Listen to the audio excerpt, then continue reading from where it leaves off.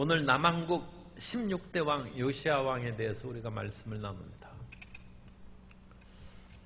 요시야 왕은 참 훌륭한 왕으로 그야말로 요시야 전에도 후에도 없는 그런 왕이었습니다만 39살에 전쟁터에서 전사하고 말았습니다. 오늘도 갑자기 성도님이 병원에 입원했다는 소식을 듣고 참 당황한 마음을 금할 수 없었습니다. 우리가 욥과 같이 순전하고 정직하여 모든 악에서 떠나서 하나님께서 인정할 만한 그런 완벽한 사람은 아닐지라도 그래도 별로 큰 죄는 없고 크게 이 세상에서 질병에 걸리거나 삶의 어려움 가운데 빠질 만한 그런 잘못은 없는 것으로 생각하는데 그래도 갑자기 그렇게 큰 병에 걸리거나 삶의 낭패를 당하는 그런 일들이 종종 다가옵니다. 그런데 우리가 그것을 알아야 됩니다. 우리 인생은 혼자 사는 것이 아닙니다. 우리 인생이 내가 혼자 능력 있고 지혜롭게 한다고 해서 모든 것이 성공하고 잘되고 건강하게 사는 것이 아닙니다. 요시야 왕이 전에도 후에도 이와 같은 훌륭한 왕이 없다고 했지만 요시야 왕이 살던 그 시대는 그 시대 속에 흘러가는 그 흐름 속에 요시야가 벗어날 수가 없습니다. 그래서 요시야 왕이 39살에 전사에서 죽고 마는데 오늘 결론의 말씀은 20절의 말씀에 기록되어 있습니다. 요시야 왕은 하나님이 내리는 처절한 유다 멸망의 심판을 보지 않고 하나님께서 그 재앙을 그 다음 때에 내린다는 것입니다. 그런데 하나님께서 유다를 멸망시킬 때가 다가왔기 때문에 요시야 왕의 세 아들과 손자는 고통을 당하고 멸망의 그런 것을 체험합니다만 요시야는 그런 재앙을 보지 않고 먼저 떠나가는 것입니다.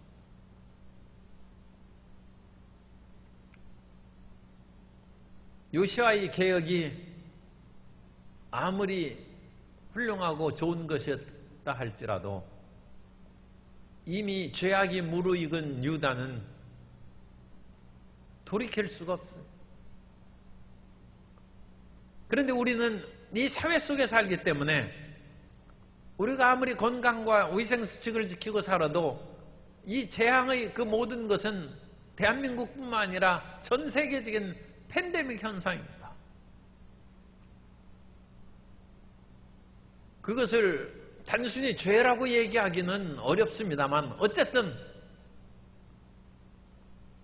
하나님의 건강과 치료의 뜻에 벗어난 세계적인 그와 같은 잘못으로 말미암아 지구가 몸살을 앓고 전염병이 창궐하는 것입니다.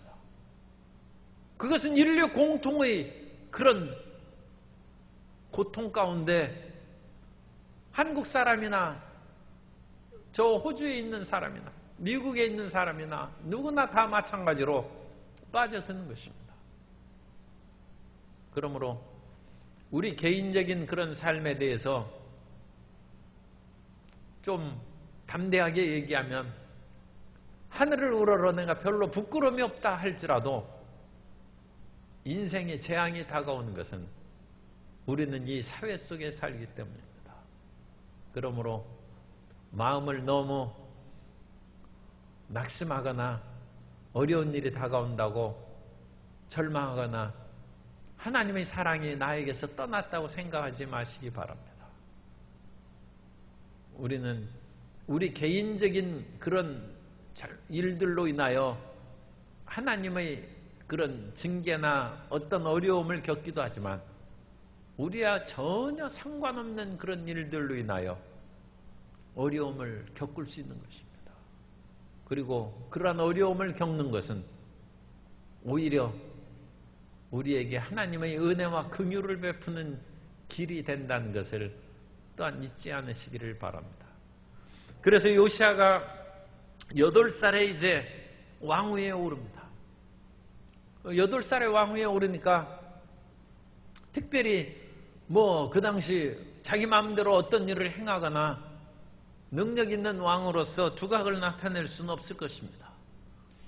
그런데 요시야가 8살의 왕위에 오랐을 때가 참 유다의 그 국가적으로는 안정되고 평안한 그런 좋은 때였습니다. 왜냐하면 그 증조 할아버지가 히스기야 왕이고 할아버지가 므낫세고 아버지가 아몬 왕인데 증조 할아버지의 신앙을 므낫세가 다 뒤집어 버렸죠. 그런데 므낫세가 그와 같이 자기 아버지 히스기야 왕의 종교 정책을 다 뒤집어 버린 까닭은 아수르의 세력이 워낙 강하기 때문에 그 므낫세가 아버지가 아수르에게 저항하는 것을 보고 이건 계란으로 바위를 치는 것이다. 그래서 그냥 아수르에 굴복하고 철저한 봉신국가로서 유다를 지냈어요. 그래서 므낫세는 55년 왕을 했어요. 그런데 요시야가 왕을 할 때에는 그 아수르가 힘을 잃었습니다. 아수르의 멸망기에 쳐들었습니다. 그래서 아수르는 내분이 일어났어요. 대개 나라가 망할 때는 왕자들끼리 싸움이 일어나고 고구려가 왕자들끼리 싸움이 나고 귀족들 간에 분열이 일어나서 결국 그 내분으로 인하여 고구려가 망한 것입니다. 고구려가 수나라를 물리친 강력한 국가임에도 불구하고 내분이 일어나니까 외침을 견딜 수가 없이 무너져 버리고 그로 말미암아 이 광활한 이 한반도를 넘치는 그런 땅을 우리 조상들의 그런 땅인데 다 상실해 버리고 오히려 동북공정으로 오늘날 그 모든 것은 중국의 역사로 편입되는 그런 비극을 겪고 있는 거예요. 그런데 참 놀랍게도 요시야 시대에는 그 강력한 아수르가 이집트까지 정복한 그 아수르가 점점 소멸해가고 멸망의 길로 들어섰습니다. 그리고 신흥국가인 바벨론이 일어났는데 바벨론은 아직 아수르가 비록 쇠퇴하긴 했지만 모든 아수르를 차지할 만큼 강력하지는 않았어요. 그래서 일부 지역에서만 아수르의 세력을 저항하고 있었을 뿐이지 아수르는 쇠퇴하고 신흥국가인 바벨론은 아수르를 대체할 만큼 강력하지는 못하고 그리고 애굽은 여전히 연약하고 혼란스러운 상태였습니다. 그래서 요시야가 어린 나이에 왕위에 올랐는데도 불구하고 나라의 여러 가지 일들을 잘 수행할 수 있었어요. 더군다나 요시야를 보필한 사람은 땅의 백성들이라고 했는데 일종의 시골의 지주들입니다. 그리고 시골에서 야훼 신앙을 가진 신실한 사람들이 그 당시 땅의 백성들입니다. 성경에는 국민들로 번역되고 그랬는데 원래 히브리어로는 암하레츠에서 땅의 백성들입니다. 그래서 그 신실한 백성들이 옹의해서 자기 아버지 아몬을 살해한 사람들을 제거하고 요시야를 옹립한 것입니다. 그러니까 이 요시야는 자기를 보호하는 그런 세력이 야훼를 섬기는 신실한 사람들이 주변에 있었어요. 요시야는 복받은 사람이죠. 비록 아버지는 살해돼서 돌아가셨지만 자기 주위에는 믿음의 그런 사람들이 에워싸고 있었고 또한 주변의 국가는 아수르나 바벨론이나 애굽은 이렇다 할 힘을 행사하지 못하는 그런 때에 비록 어린 나이이긴 했습니다만 왕을 한 것입니다. 그래서 그 요시야는 주변에 그와 같이 팔레스타인 또는 이스라엘의 전 지역에 대한 강력한 세력이 있지 않기 때문에 자기의 잃어버린 옛 영토를 찾아서 세력을 확장하는 일을 수행했습니다. 그래서 요시야는 유다의 그런 남쪽 지역뿐만 아니라 북쪽의 므낫세나 에브라임이나 갈릴리 지역까지, 그것은 이제 북이스라엘 왕국이죠. 북이스라엘 왕국의 잃어버린 그런 땅에까지 세력을 확장하는 그런 일을 수행했습니다. 그리고 그런 지역에 가자마자 하나님의 그런 뜻대로 우상을 제거하고 하나님을 섬기는 일을 잘 수행했습니다. 그래서 역대하 34장 6절 이하에 보면 또 므낫세와 에브라임과 시므온과 납달리까지, 유다 바로 위에는 에브라임이고 에브라임 위에는 므낫세고 므낫세 위는 납달리고, 그래서 납달리 지역은 갈릴리 지역입니다. 그래서 우리가 이 유다의 그런 지파들의 영역을 잘 익숙하게 알지 못하기 때문에 그렇습니다만, 지금 유다 지역 위에부터 에브라임 땅부터는 이스라엘 땅입니다. 그런데 그 모든 지역까지 사면 황폐한 성읍들에도 그렇게 행하여 제단들을 허물며 아세라 목상과 아우로 새긴 우상들을 빻아 가루를 만들며 온 이스라엘 땅에 있는, 여기서 유다 땅이 아니라 온 이스라엘 땅에 있는 모든 태양상을 찍고 예루살렘으로 돌아왔더라. 그래서 완전한 그와 같은 남북 통일은 이루지 않았지만 요시야는 거의 남북 통일을 이룬 그와 같은 모습으로, 왜냐하면 그 당시 아수르의 세력이 원래 북이스라엘을 차지하고 북이스라엘의 그런 영토를 속주로 편입을 시켰는데, 그 아수르의 세력이 약해지니까 유다가 거기를 밀고 올라가도 그것을 막을 수 있는 아수르의 힘이 없어요. 왜냐하면 아수르는 지금 내분이 일어나서 그 멀리 떨어져 있는 그런 그 지역까지 군사력을 펼칠 만한 그런 여력이 없고, 그 이후로 이제 아수르는 그야말로 그냥 멸망해버리고 맙니다. 그러니까 이 좋은 기회에 요시야 왕은 남북 통일이 완전히 이루어지지는 않았지만 요시야 때 거의 일시적이긴 합니다만, 이전의 그런 모든 다윗과 솔로몬의 그런 남북 그런 지역까지 우상을 제거하고 하나님을 섬기는 일을 수행했다는 것입니다.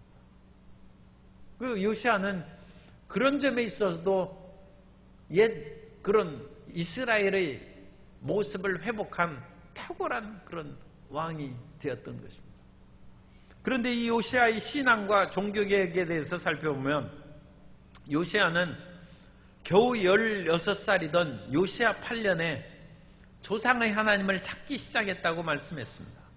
역대하 34장 3절에 보면 아직도 어렸을 때, 곧 이 어렸을 때는 그냥 아주 어린 것이 아니라 지금 16살 때를 말합니다. 곧 왕위에 있은 지 8년에 그의 조상 다윗의 하나님을 비로소 찾고 제12년에 유다와 예루살렘을 비로소 정결하게 하여 그 산당들과 아세라 목상들과 아로 새긴 우상들과 부어 만든 우상들을 제거하여 버리매. 그러니까 지금 어렸을 때 16살에 조상 다윗의 하나님을 찾고 제12년에 20살에는 상당히 광범위한 것 같은 우상 제거 작업을 수행했습니다. 제가 요시야의 이 말씀을 듣고 생각을 바꿨어요. 옛날에는 제가 진정한 신앙을 가지려면 40이 넘어야 된다고 그렇게 생각을 했어요. 젊었을 때는. 그래서 왜냐하면 어린 때는 너무 신앙의 변화가 많고, 또 중고등학교 때 교회 학교 다니는 그 사람들이 신실하게 신앙생활하는 사람도 많이 있습니다. 그런데 내 친구는 그 고등학교 때 교회 학교 그 보동부 회장했는데 영 형편없었어요. 그냥 공부도 안 하고 여자친구하고 돌아다니기만 하고 그랬어요. 그래가지고 그 당시 잘못된 소문이 난 것이 연애하러 교회 다닌다고 그랬어요. 그런데 그런 사람을 누가 또 회장을 뽑아줬어. 그래서 나는 젊었을 때, 어렸을 때, 20대, 사춘기 때 믿는 것은 별로 인정을 못한다. 사람이 40이 넘어서 세상의 좀 고생도 겪고 이제 하나님에 대한 그런 진실한 간구를 올릴 그 나이가 돼야만 하나님을 제대로 믿을 수 있다고 생각했는데 그 생각을 바꾼 것이 요시아입니다. 요시아는 16살에 한창 그 사춘기가 끝나고 뭐 그런 즈음이죠. 그때 하나님을 찾았어요. 그리고 그와 같이 생각을 제가 바꾸니까 이 어렸을 때부터 하나님을 섬기거나 자기의 일생 나아갈 길을 찾은 사람이 세상에 무수하게 많아요. 모차르트나 베토벤이나 그런 사람들은 어릴 때부터 음악을 그렇게 했는데 그 사람들이 주의종이 되지는 않았지만 어릴 때부터 음악 신동이고 뭐 하고 했는데 죽을 때까지 음악 떠나지 않았습니다. 아니 음악가나 예술가도 어릴 때부터 그와 같이 자기 길을 아니 소위 말해서 모차르트나 베토벤은 완전 클래식 아닙니다.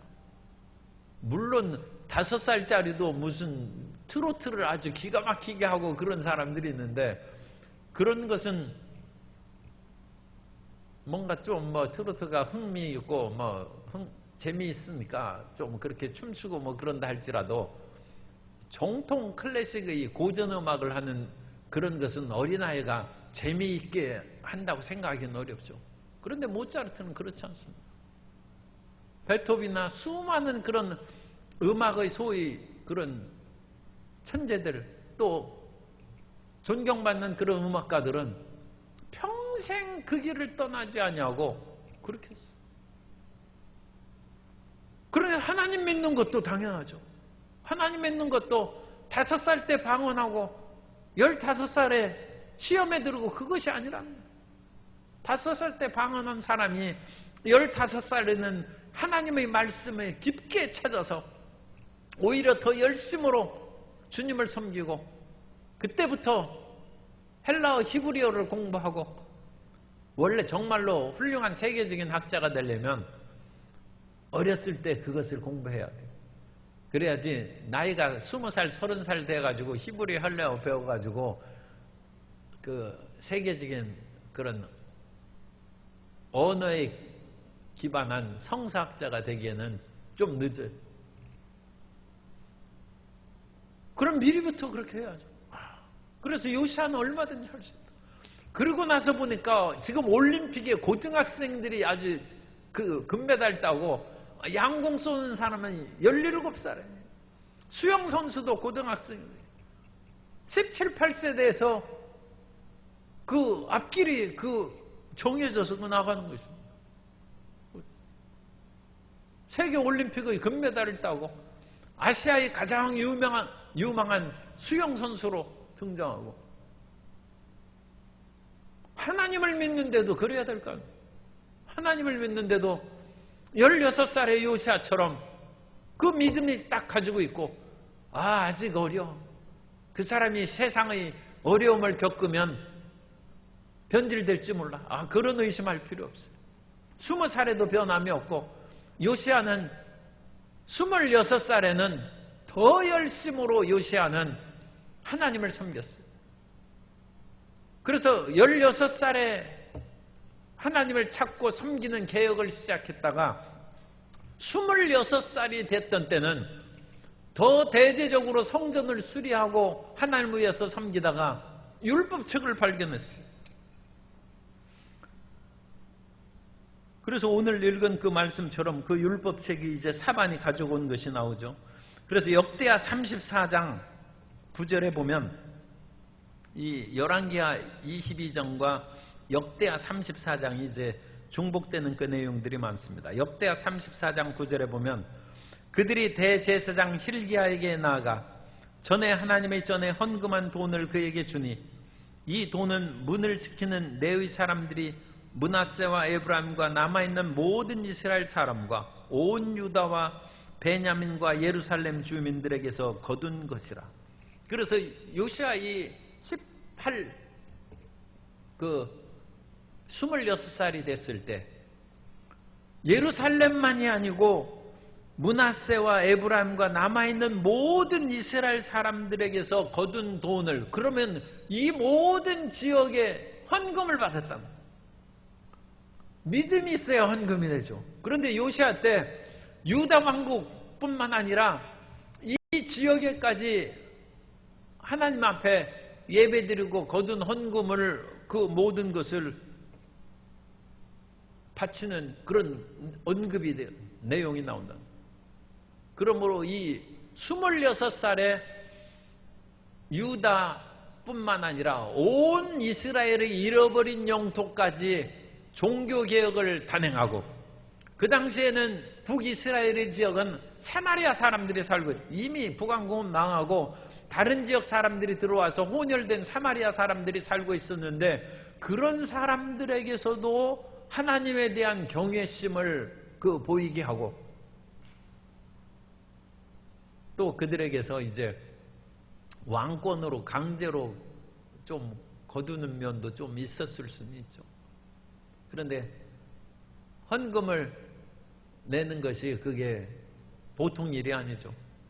존 웨슬레 같은 그런 점잖은 사람도 사람이 주머니가 회개하지 않냐면 진정한 회개한 것이 아니라고 얘기했어요. 사람은 그와 같이 자기의 물질을 드리는 것을 그 쉽지 않습니다. 그런데 이 북이스라엘의 잃어버린 그런 땅에 있는 사람들에게서 그와 같이 거둔 돈을 바친 내용이 지금 역대하 34장 9절에 나옵니다.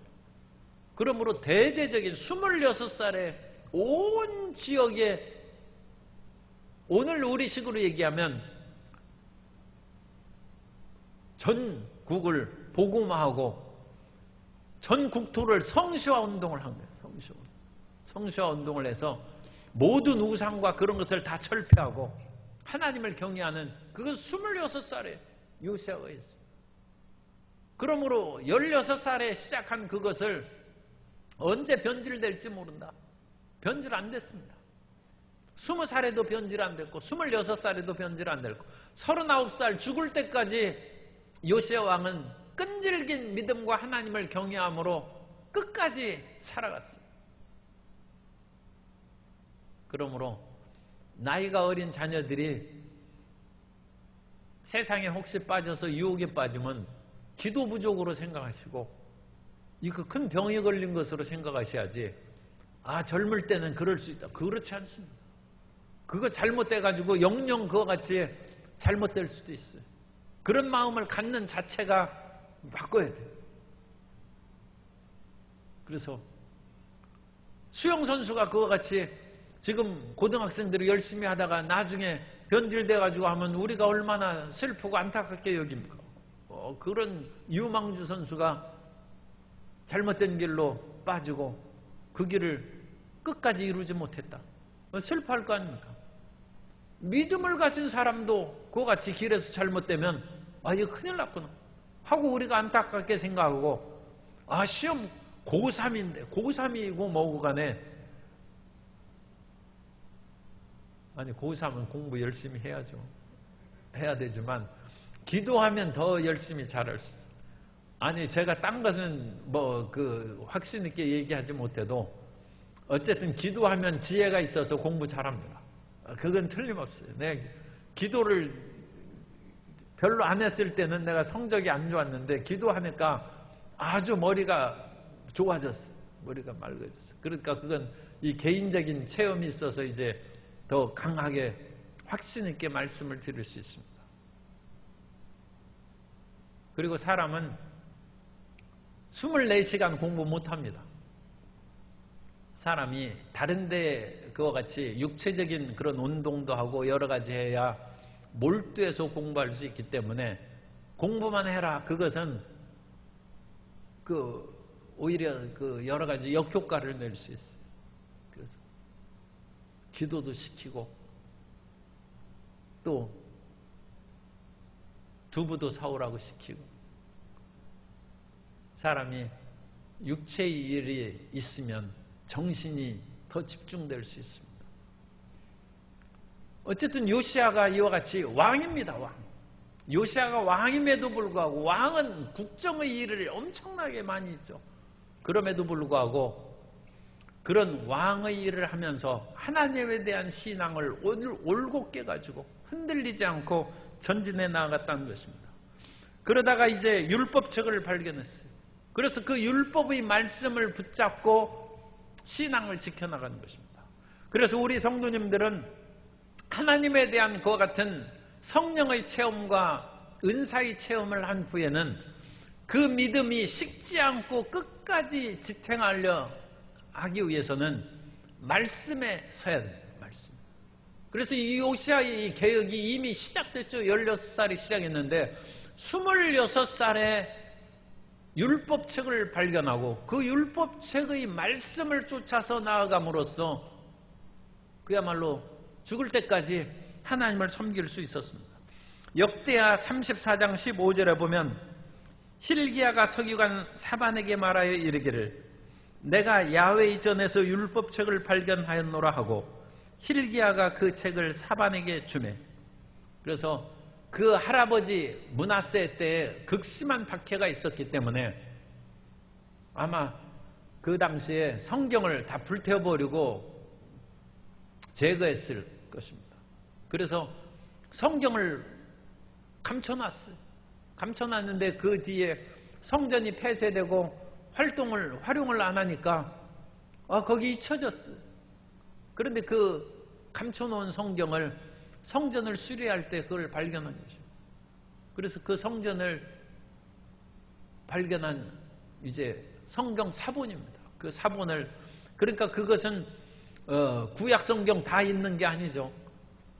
그래서 창세부터 말라기까지 그 성경은 예전 성경에는 두루마리 그 사본입니다. 그래서 파피루스나 양피지에게 이렇게 썼는데 그건 둘둘 말았어요. 그래서 이사야는 66장이기 때문에 이사야를 쭉 펼치면 한 10m 됩니다. 10m. 그러니까 그거 성경 읽기 힘들어요. 오늘 우리 성경은 읽는데도 편하고 뭐 온갖 것이 편하게 다 돼 있어요. 그런데 두루마리를 펼치려면 이사야 1장 읽다가 66장 읽으려면 돌려가지고 10m를 펼쳐야 돼요.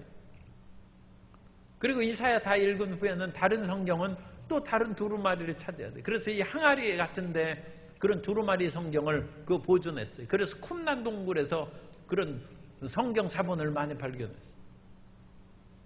그러니까 일반 사람들은 성경을 개인적으로 가질 수도 없어요. 그거 굉장히 귀하고 비싼 것이죠.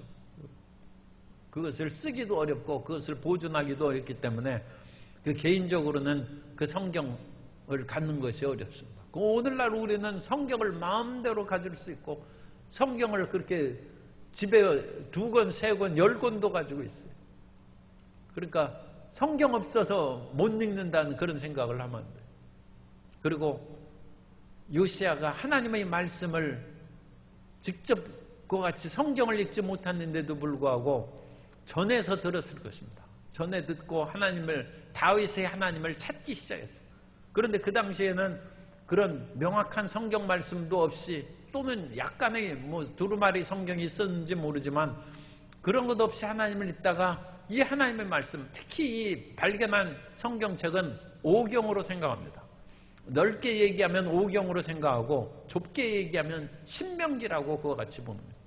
그래서 그것은 이제 여러 견해가 있습니다만 가장 그 좁은 범위로서는 신명기를 발견했다. 그렇게 얘기합니다. 왜 신명기를 발견했느냐?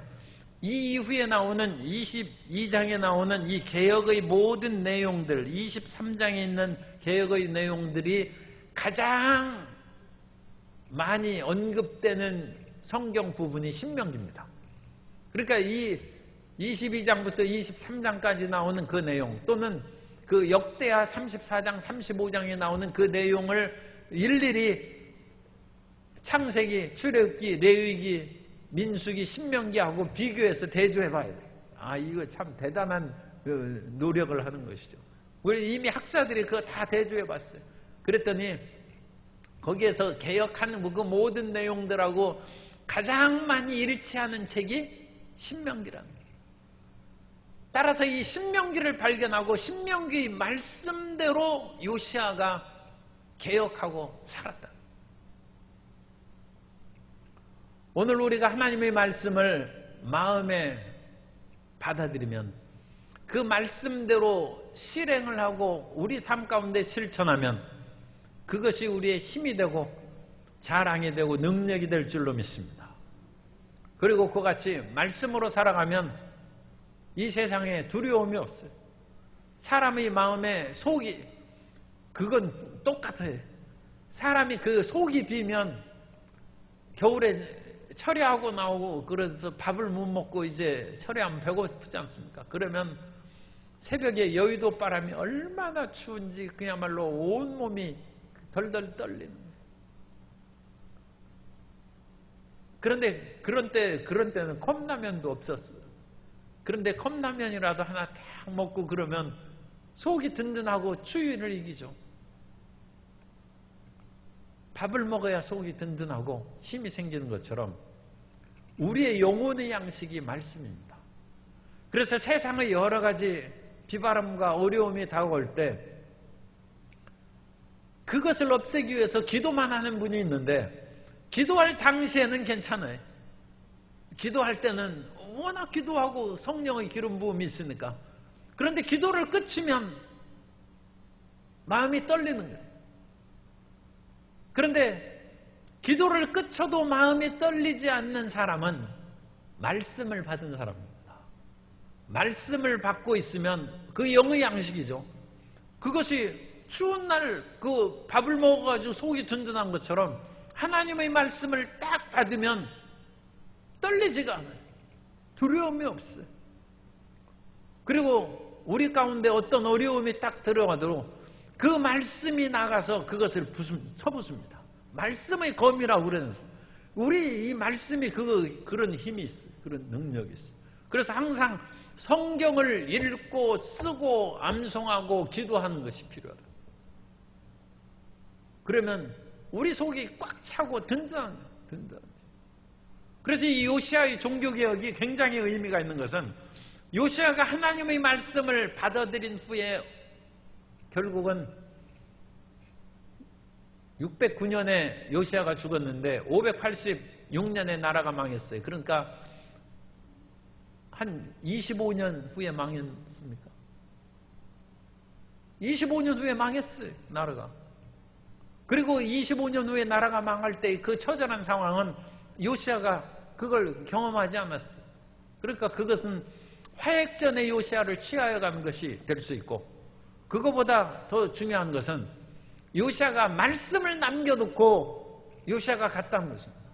요시야가 여러 가지 개혁하는 것은 다시 다 뒤집어졌어요. 나라가 망했는데 성전 수리하는 것이 남아있겠어요? 무슨 소용이 있어요? 다 없어져 버렸죠.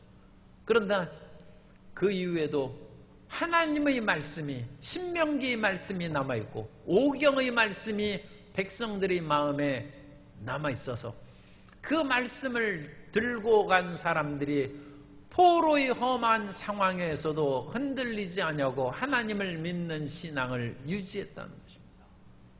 그래서 나라가 망했는데도 신앙은 없어지지 않았어요. 그거 희한하죠.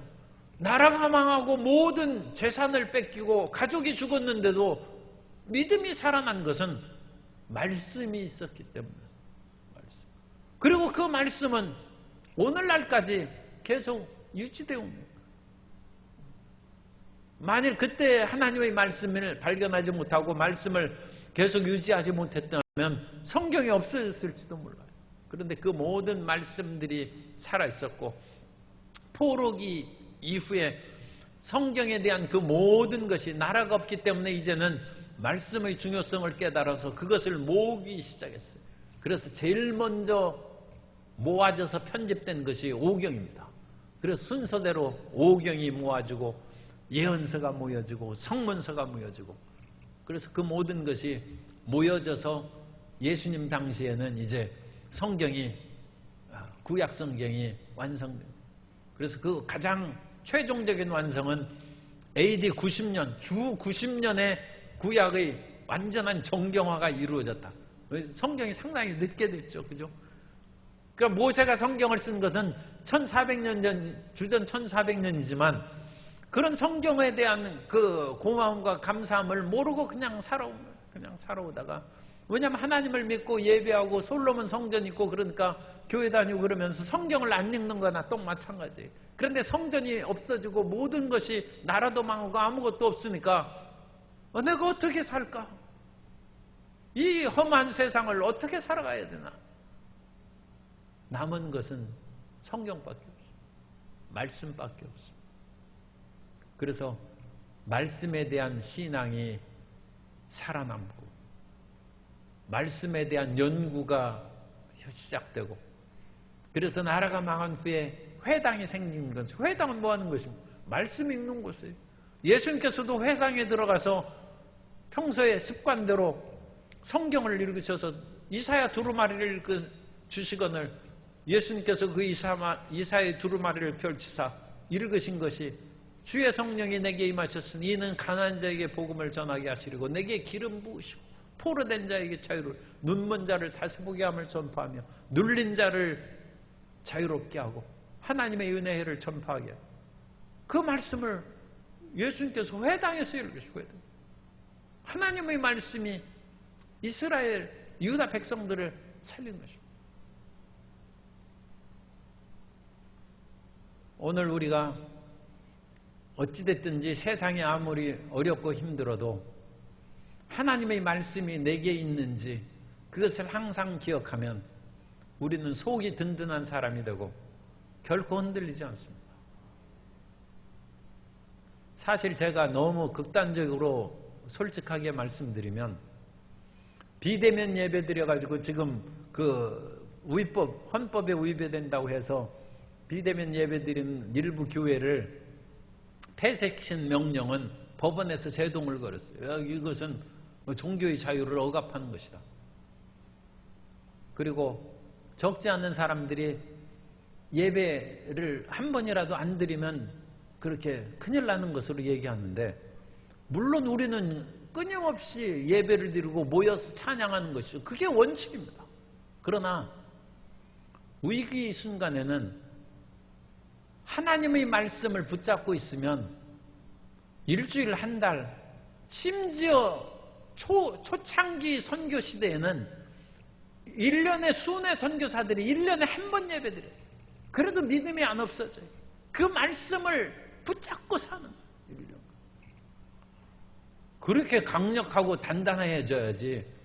교회 한두 번 안 오면 마음이 그게 무슨 가랑잎 날아가듯이 그거 같이 날아가고, 그게 무슨 지금 믿음이 들어가는 것입니까? 그런 일은 있어서는.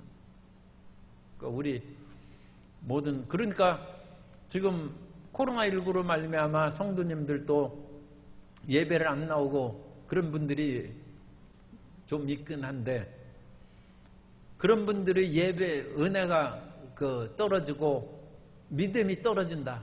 그것은 말이 안 돼요. 그런 허약한, 아니 사람이 그렇게 밥을 좀 못 먹고 아버지 못 만나고 며칠 못 만나고 부모님 1년 안 봤다고 해서 부모님 잊어버리면 그게 무슨 자식입니까? 그죠? 말이 안 되죠. 하나님 예배 1년 안 드렸다고 하나님 잊어버리면 그게 하나님 자식입니까? 있을 수 없는 거예요. 말씀으로 그 마음을 채워야 돼요.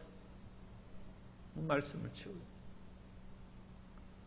요시아의 하나님, 지금 나라가 유다가 멸망의 그 위기의 그 상황이 있어. 위기의 상황이 있는데 요시아가 하나님 말씀을 자기가 찾은 건 아니지만 어쨌든 하나님 말씀을 붙잡았어요. 그리고 그 말씀대로 온 땅의 개혁을 시행하고 우상 숭배를 다 제거하고 하나님을 섬겼어요. 그리고 요시아 이와 같은 개혁이 북쪽까지 성공적으로 이루어진 사실은 300년 전에 여로보암이 베델에 제단을 쌓았어요.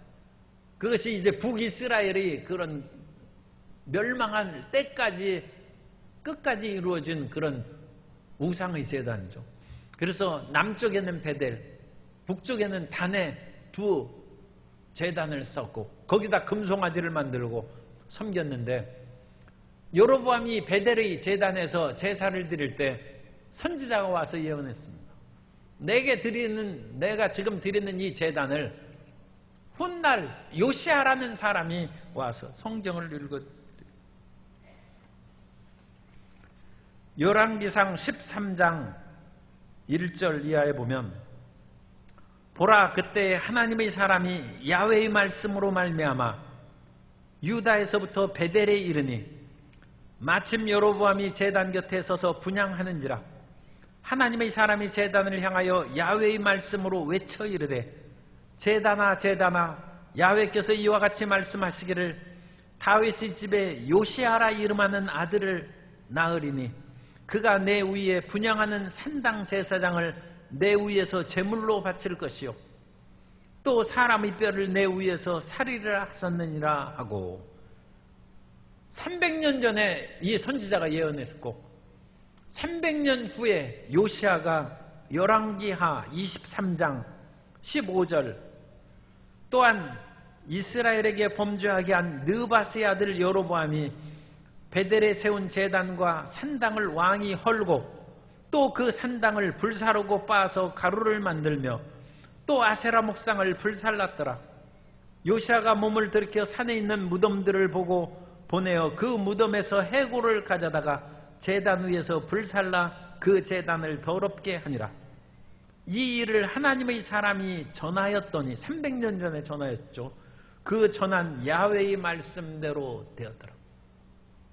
하나님 말씀은 영원한 것입니다. 그래서 300년 전에 예언한 대로 요시아가 그 일을 다 했어요. 그 요시아는 하나님의 예언을 성취하고 그 하나님의 뜻을 이룬 사람입니다. 참 훌륭한 사람입니다. 그런데 이와 같은 종교개혁이 진행하고 남북이 그야말로 몇십 년 정도긴 합니다만 어쨌든 남북이 통일되는 그 놀라운 일들로 진행하는 무렵에 이스라엘이 이전에 지은 죄가 다 해소가 안 됐어요. 그리고 하나님께서는 이미 므낫세 시대에 유다를 멸망시키고 새롭게 하기로 이미 결정을 했어요.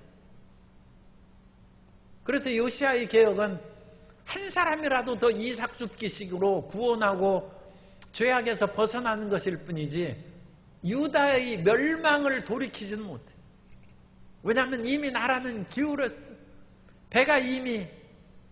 배는 침몰하는 거 얘기하지 말고 비행기가 이미 그 하늘에서 쫙 내리는데 너무 그 공중 에어쇼를 하다가 지상으로 너무 가까이 내려가면 이 기술을 못 꺾는 거예요. 그냥 땅에 처박히는 거죠. 이미 유다는 죄악으로 말미암아 그것은 므낫세 한 사람의 죄악뿐만 아니라 온 백성의 심성이 다 죄악에 물들었어. 예레미야가 이 요시아 시대의 선지자입니다.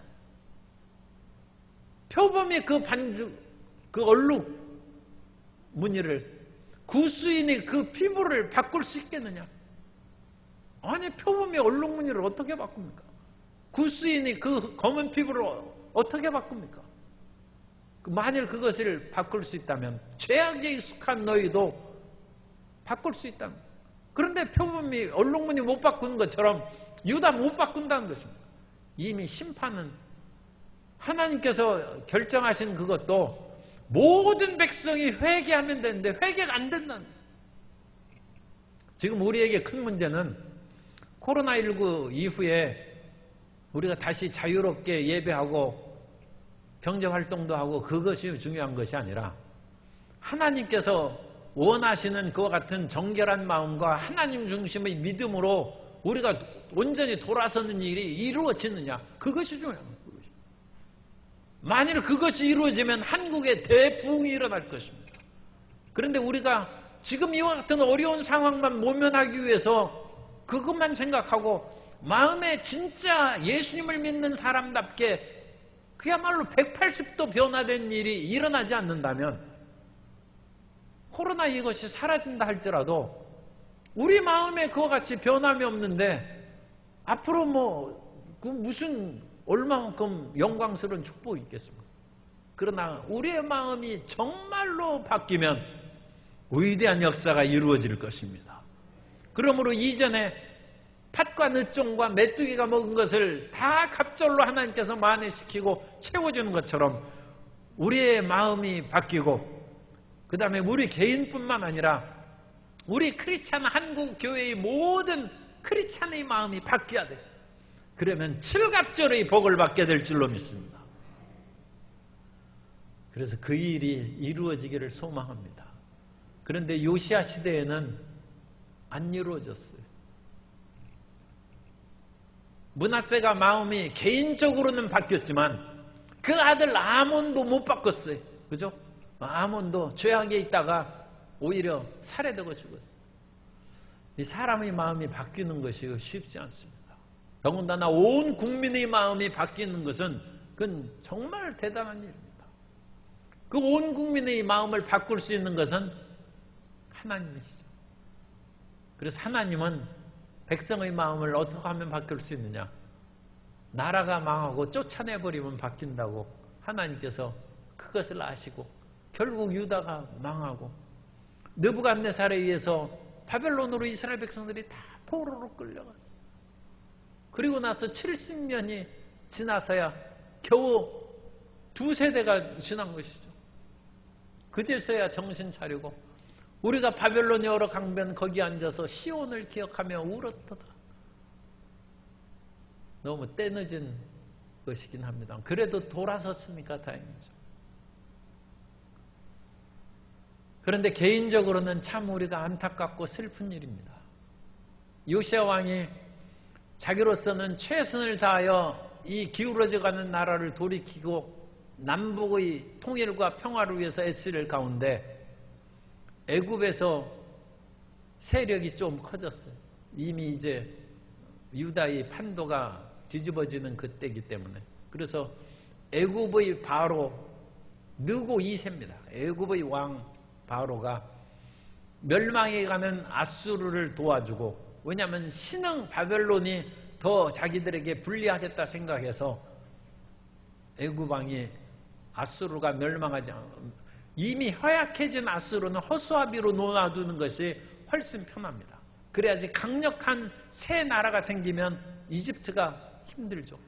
그래서 애굽의 왕이 아수르를 돕기 위해서 이렇게 갔는데, 이미 요시야는 아수르가 멸망하기를 다 바라고 모든 것을 지금 진행해 나아갔는데, 그것을 도우러 오는 애굽 왕을 순순히 자기 국토를 지나게 하겠습니까?